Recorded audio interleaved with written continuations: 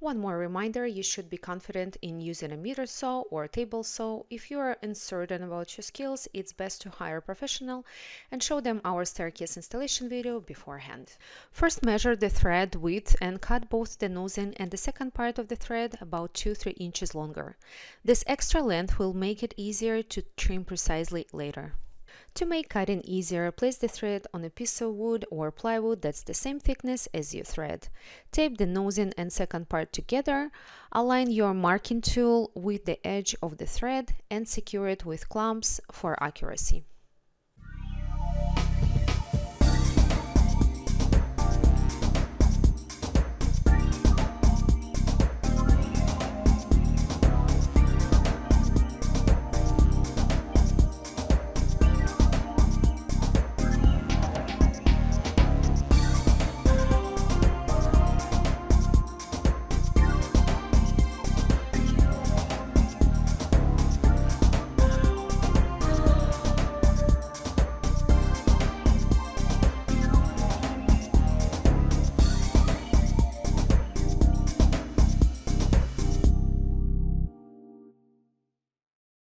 If you are using a large 10-12 inch saw, you can cut both pieces of the thread together without taking them apart.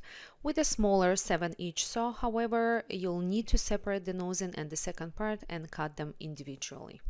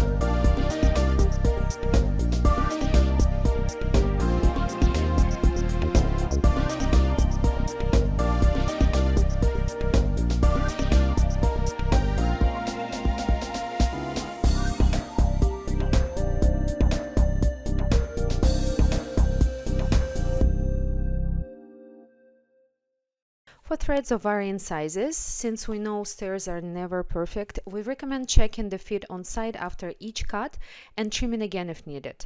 Once cut, join the pieces and check that the edges line up properly. If you don't have a miter saw and don't want to buy or rent one, you could use a table saw. However, we don't recommend it as it's less safe, requires more skill, and is less precise.